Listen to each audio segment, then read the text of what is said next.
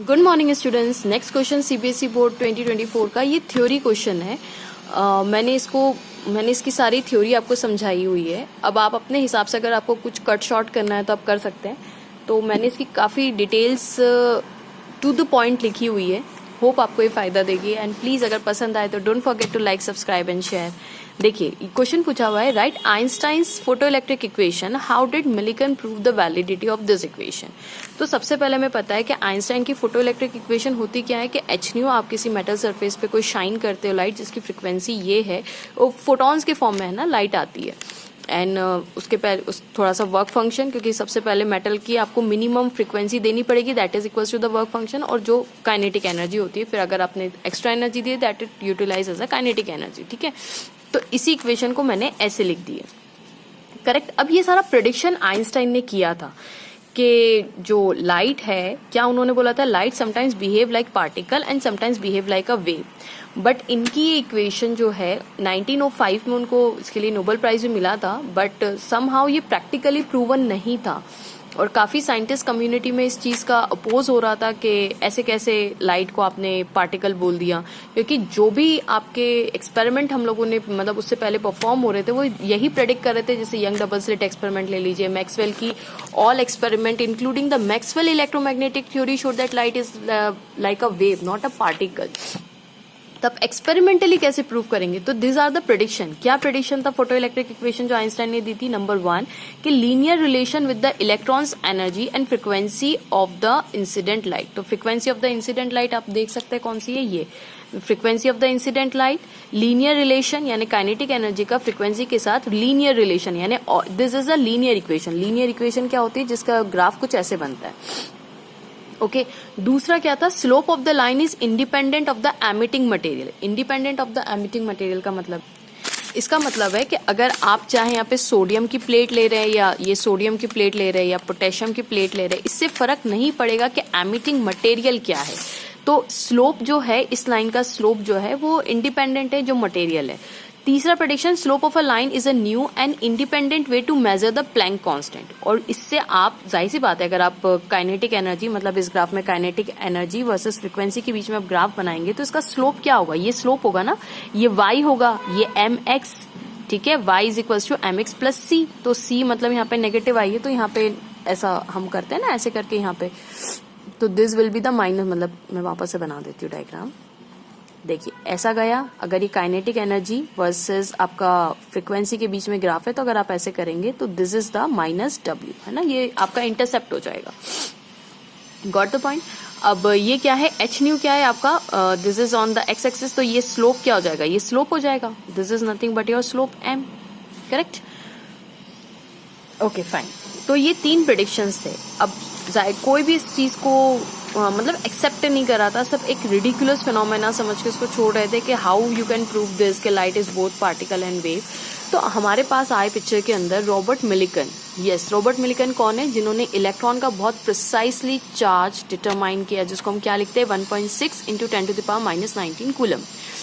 Okay 1.6 into 3 भी है लेकिन हम लोग 1.6 चला लेते हैं।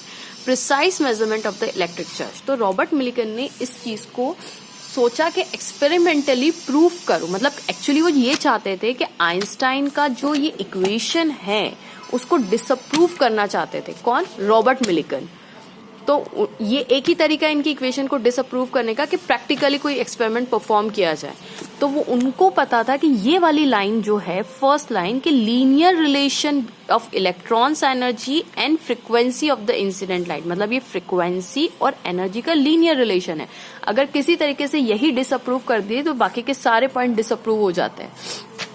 तो एक्चुअली रॉबर्ट मिलिकन, उनको डिसअप्रूव करने के लिए उन्होंने बहुत अच्छा एक एक्सपेरिमेंट डिजाइन किया था, काफी सेटअप किया था। और इस सेटअप के लिए रॉबर्ट मिलिकन के 2 स्टूडेंट ने उनकी हेल्प की थी। एक का नाम था E.H. हैनिंग, एल्बर्ट ई हैनिंग, और दूसरे थे W.H. कार्डिश। ओके ये 2 स्टूडेंट ने एक्सपेरिमेंटल सेटअप डिजाइन किया था, help to build the experiment, ठीक है। और ये था क्या कि एक मेटल सरफेस पे इन्होंने लाइट को शाइन किया था। ऑफकोर्स यही जो आइंस्टाइन की थ्योरी थी, उन्होंने ऐसे ही करके पर एक्सपेरिमेंट डिजाइन किया था। उन्होंने क्या किया था, एक मेटल सरफेस थी, उस पर शाइनिंग एक लाइट शाइन की थी जिसकी फ्रिक्वेंसी न्यू थी। अब उसमें से क्या हुआ था, emitted photo electrons are ejected with maximum kinetic energy. अब ये इलेक्ट्रॉन इस मेटल सरफेस से निकलेंगे विथ मैक्सिमम काइनेटिक एनर्जी, सही बात है। तो ये आइंस्टाइन की इक्वेशन थी, लीनियर रिलेशन। अब इनका एक्सपेरिमेंट इसी के ऊपर बेस्ड था कि ये होना चाहिए, ठीक है। तो देखिए उन्होंने कैसे काम किया वो अब हम पढ़ते हैं। तो रॉबर्ट मिलिकन ने अपने इस एक्सपेरिमेंट को प्रूव करने के लिए 3 एलिमेंट्स की हेल्प ली थी, lithium, sodium and potassium. Okay, अब इसके लिए मैं आपको कुछ समझाना चाहती हूँ। ये वाला फिगर देखिए, ये हमारी मान लीजिए एक शूटिंग बॉल है। मैंने यहाँ पे क्या बनाई है, एक शूटिंग बॉल बनाई है। अगर इसमें आपने बॉल्स को शूट करना स्टार्ट किया तो वो क्या होगी, लेट्स से बॉल यहाँ गई, कुछ यहाँ गई, कुछ यहाँ गई, ऐसे कुछ है। तो मैक्सिमम हाइट बॉल की कितनी है, इतनी है। मतलब एक बॉल इस शूटिंग मतलब ये कुछ शूटिंग ऑब्जेक्ट है, इससे जो बॉल मैक्सिमम हाइट तक पहुंच सकती है, इसकी जो मैक्सिमम हाइट है वो यहाँ तक पहुंच सकती है। Okay, H max, this is nothing but H max. तो यही मैंने लिखा है यहाँ पे, एच मैक्स मान लीजिए मैक्सिमम हाइट ये। तो इस हाइट पे आने के बाद इस बॉल के पास, मतलब ये वाला जो अपना जो इंस्ट्रूमेंट है वो मैक्सिमम हाइट यहाँ तक इस बॉल को पहुंचा सकता है। तो mg एच मैक्स कर देंगे, पोटेंशियल एनर्जी के बराबर हो जाएगा। और यहाँ पे उसको आपने शूट किया था विद सम वेलोसिटी v, तो मैक्सिमम इसके हिसाब से इस बॉल की मैक्सिमम काइनेटिक एनर्जी ये होगी E1, और इसकी मैक्सिमम हाइट ही, क्योंकि मैक्सिमम काइनेटिक एनर्जी यानी मैक्सिमम हाइट तक ही तभी पहुंचा होगा। तो इस बॉल की मैक्सिमम हाइट h, इस वाली काइनेटिक एनर्जी जब इस वाली वेलोसिटी से फेंकी गई तो मान लीजिए mg मैक्स यहाँ तक है, ठीक है। तो हम क्या बोलेंगे, E1 is equal to E2, यानी kinetic energy maximum mg max के बराबर है ना। काइनेटिक एनर्जी पोटेंशियल एनर्जी के यहाँ पे हाईएस्ट पे तो पोटेंशियल काइनेटिक एनर्जी 0 होगी, तभी तो बॉल रिटर्न हुई होगी ना। तो ये इसके बराबर है। अब आपके हाइट मैक्स आपके हाथ में h मैक्स, ये मैक्सिमम हाइट आपके पास है, g की वैल्यू है, मास ऑफ द बॉल आपके पास है। तो आप मैक्सिमम काइनेटिक एनर्जी निकाल सकते हैं कि बॉल की मैक्सिमम काइनेटिक एनर्जी कितनी है इसने जो शूट की है। यही आइडिया को रॉबर्ट मिलिकन ने इम्पोज किया था। उन्होंने क्या किया, मैक्सिमम हाइट की जगह v स्टॉपिंग पोटेंशियल लिया, ठीक है। और instead of measuring maximum height ही uses maximum potential to stop the energetic photo electrons, और मास की जगह उन्होंने चार्ज का यूज किया। अब इसका क्या मीनिंग है मैं थोड़ी देर में आपको समझाती हूँ, ठीक है। तो पहले हम फोटो इलेक्ट्रिक जो आइंस्टाइन का एक्सपेरिमेंट था और वो क्या था, पहले वो एक बार ब्रशअप कर लेते। क्या बोला था उन्होंने कि आप ये मेरी मेटल सरफेस है, क्या है ये मेरी मेटल है, ये मेटल है, ओके। इस पे लाइट एमिट है ना, फोटो मतलब light of particular frequency shines over a metal surface, shine over a metal surface. इस पे हमने एक एच न्यू नाम का फोटोन था वो शाइन किया इस सरफेस पे। क्या होगा, इलेक्ट्रॉन इजेक्ट आउट होंगे और ये इलेक्ट्रॉन यहाँ पे कलेक्ट होके अगर इसको हम एक लूप वायर एक लूप बना दे और बल्ब जला दे तो आप देख सकते हैं बल्ब ग्लो होने लग जाएगा। क्यों, क्योंकि करंट पास ऑन इलेक्ट्रॉन का इस डायरेक्शन में ये मोशन और ये लूप कंप्लीट, तो जाहिर सी बात है इसी को आप फोटो इलेक्ट्रिक करंट बोलते हैं। तो कंप्लीट लूप कर देंगे एंड करंट विल अपीयर। और ये क्या है, कलेक्टर जैसा काम कर रहा है, मतलब इलेक्ट्रॉन को यहाँ से यहाँ तक कलेक्ट कर रहा है। तो इलेक्ट्रॉन यहाँ जाएंगे, वायर के थ्रू जाएंगे और ये बल्ब क्या होना, शाइन करना स्टार्ट कर देगा। दिस इज सिंपली फॉर जो आइंस्टाइन का जो आइडिया था उसका सेटअप ये था, ठीक है, कि ये होना चाहिए था। अब अपने रॉबर्ट मिलिकन ने क्या किया, उन्होंने बोला कि भाई मुझे इसकी मैक्सिमम काइनेटिक एनर्जी पता करनी है। तो उन्होंने बोला कि भाई एक मेटल सरफेस पे हो क्या रहा है, मेटल सरफेस पे इलेक्ट्रॉन इजेक्ट आउट हो रहे हैं, है ना। मेटल सरफेस पे इलेक्ट्रॉन और हर तरीके की काइनेटिक एनर्जी इनके पास, मिनिमम भी है, मैक्सिमम भी है, बिटवीन भी है, सब कुछ है। बट इसमें से कुछ इलेक्ट्रॉन ऐसे भी जिसकी मैक्सिमम काइनेटिक एनर्जी भी है, मतलब उससे ज्यादा काइनेटिक एनर्जी नहीं है उनके पास, करेक्ट है। तो मैक्सिमम काइनेटिक एनर्जी वाले भी आ रहे होंगे और ये अपना कलेक्टर है और यहाँ पे आके कलेक्ट हो रहे होंगे। उन्होंने बोला कि भाई मैं क्या करूंगा, मैक्सिमम, जैसे यहाँ पे एच मैक्स की जगह मैंने क्या बोला कि उन्होंने पोटेंशियल यूज किया है। कौन सा स्टॉप, उन्होंने क्या किया देखिए समझते हैं हम। उन्होंने बोला कि भाई मैं क्या करता हूँ, एक बैटरी अप्लाई करता हूँ। कौन सी बैटरी, एक रिवर्सिंग पोटेंशियल, पोलैरिटी जिसकी रिवर्स हो जाए उसको रिवर्स पोलैरिटी का पोटेंशियल मैं अप्लाई कर देता हूँ। मैं समझाती हूँ इसका मतलब क्या है। देखिए ये तो अपना रियोस्टेट है ना। अब यहाँ से क्या होगा, यहाँ पे हमने नेगेटिव पोलैरिटी अप्लाई कर दी, है ना, नेगेटिव पोलैरिटी अप्लाई कर दी। अब मुझे बताइए इलेक्ट्रॉन खुद तो नेगेटिव है, जैसे ही ये इलेक्ट्रॉन यहाँ पे आए ये नेगेटिव और ये भी, इसकी भी पोलैरिटी नेगेटिव है, तो क्या होगा, ये इसको रिपेल करेंगे, ये इसको धक्का मार के इधर करेंगे, जाने नहीं देंगे। तो क्या होना चाहिए अल्टीमेटली, जो करंट पहले जितना करंट था अब करंट डिक्रीज होगा कि नहीं होगा। अब धीरे धीरे हम और नेगेटिव पोलैरिटी को बढ़ाएंगे और यहाँ पे और नेगेटिव पोलैरिटी को और बढ़ाते जाएंगे। तो जितने इलेक्ट्रॉन्स है, मान लीजिए इस बेचारे की खाली एनर्जी 5 eV थी, हो सकता है किसी की मैक्सिमम एनर्जी मान लीजिए BCV की है, मान लेते हैं थोड़ी देर के लिए मैक्सिमम एनर्जी BCV की है, तो अभी 5 वाला पहले थोड़ा पोटेंशियल नेगेटिव करने पे 5 EV वाला इलेक्ट्रॉन रिपेल हो रहा है, पर 20 तो अभी भी चला जाएगा ना। अब धीरे धीरे करके 15 वाला इलेक्ट्रॉन वापस से रिपेल। अब अल्टीमेटली ऐसा टाइम आएगा नेगेटिव पोलरिटी धीरे धीरे धीरे धीरे बढ़ा के कि जब इसकी नेगेटिव पोलरिटी इसको भी स्टॉप कर देगी। तो जब इसको भी एक इलेक्ट्रॉन बेचारा जा रहा था, हालांकि करंट ऑलवेज डिक्रीज ही होगा, करंट हमेशा डिक्रीज ही होगा, राइट है ना, क्योंकि जैसे जैसे आप नेगेटिव पोलरिटी पहले सोचिए 5 EV को सबसे पहले आपने हटा दिया तो ऑफकोर्स करंट डिक्रीज होगा। अब फिर उसके बाद 5 EV भी हट गया, 15 EV भी गया, तो करंट और डिक्रीज हो गया। लेकिन अभी भी ये 20 EV वाला तो अभी भी बाकी है जिसकी मैक्सिमम काइनेटिक एनर्जी है, वो तो अभी भी इसको क्रॉस कर पा रहा है। तो हमने क्या किया, नेगेटिव पोलरिटी बढ़ाते इतनी कर दी कि ये जो ये वाला इलेक्ट्रॉन है ना, मैक्सिमम एनर्जी जिसको हम क्लेम कर रहे हैं, अब वो भी रिपेल हो जाएगा। तो क्या आप करंट यहाँ पे आएगा? नहीं आएगा, करंट 0 हो जाएगा। यही देखिए मैंने पीछे लिखा हुआ है, हमने क्या किया, battery with inverted polarity so that collector मतलब ये वाला, इसको कलेक्टर बोला हुआ है, collector will now becomes negatively charge, repel incoming photo electrons, repel करेंगे। फिर क्या होगा, अगर रिपेल करेंगे तो less current will now flows through the electric current, less current will flow through the wire, है ना, through the wire the electric current decreases. अगर इलेक्ट्रॉन लेस होंगे तो करंट भी क्या होगा, एमिटर में से जो करंट है वो भी क्या होगा, डिक्रीज होता जाएगा। बिल्कुल सही है। By increasing the voltage current decrease, by increasing the voltage मतलब वो नेगेटिव वोल्टेज, बाय इंक्रीजिंग ये नेगेटिव साइड की वोल्टेज और बढ़ाने में करंट क्या होगा, ultimately current decreases even more, और करंट डिक्रीज होता जाएगा। यही मैंने आपको पीछे समझाया। फिर अल्टीमेटली क्या होगा, ultimately most energetic photo electrons comes to stop and repelled and current will drop to 0।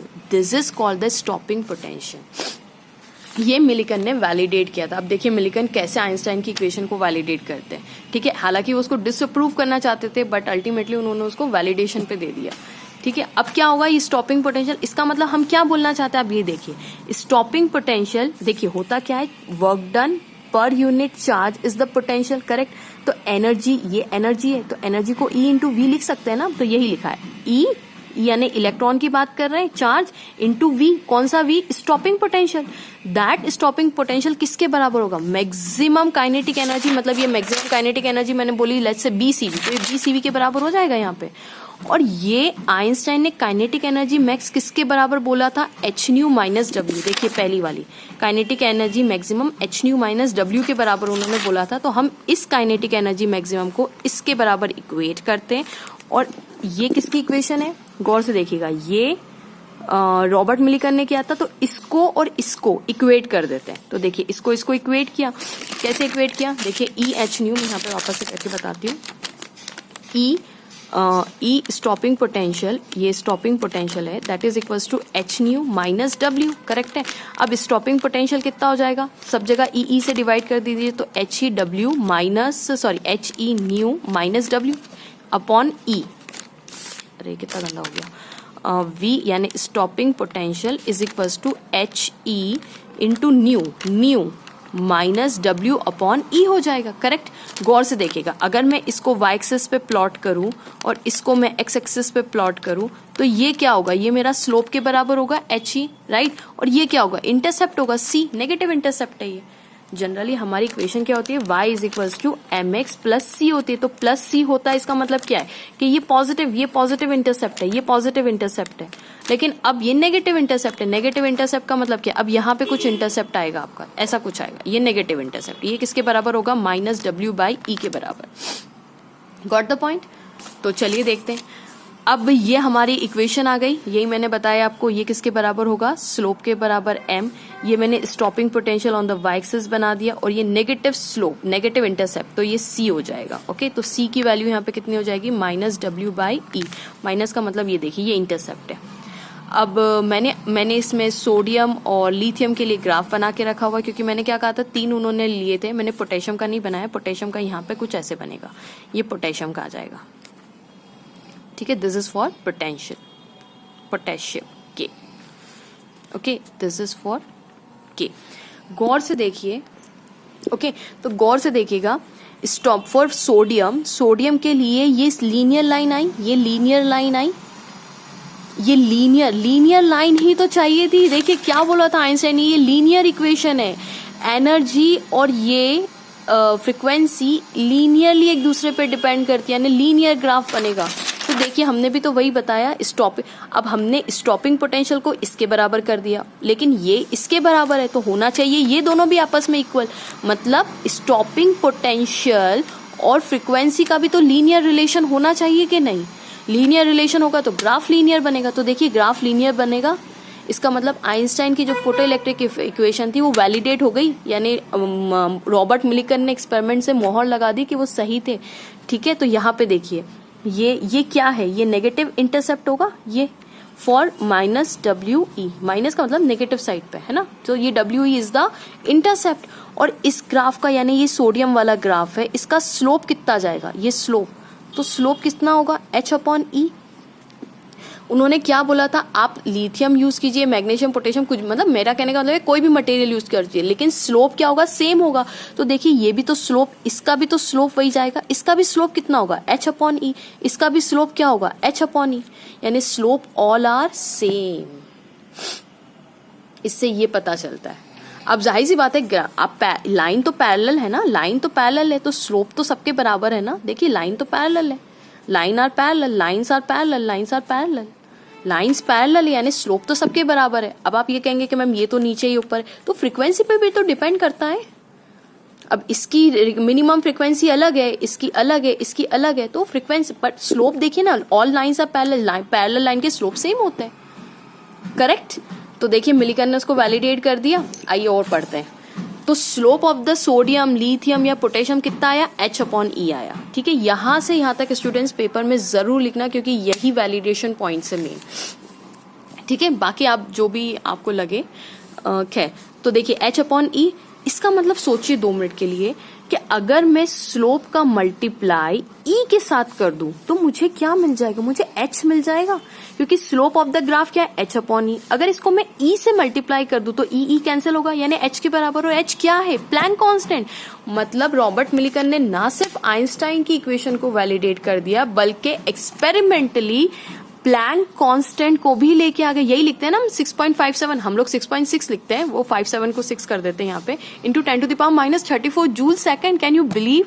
उनको रॉबर्ट मिलिकन का कहना था, मैं इतना शॉक हूं कि कहाँ से हम लोग ब्लैक बॉडी रेडिएशन से ये H का फैक्टर आया था, और आइंस्टाइन की फोटो इलेक्ट्रिक इक्वेशन के अंदर H को भी प्रूव कर दिया। मतलब इनको भी वैलिडेट हो गया कि हाँ एक्सपेरिमेंटली ये इतनी ही वैल्यू आती है जो उन्होंने प्लैंक ने बोली थी। So this is the way. और क्या थी इसकी समरी, ये मैंने उनके पेपर से निकाली है, तो मतलब बहुत सारा लिखा हुआ है, लेकिन हमारे लिए इंपॉर्टेंट बस यही है।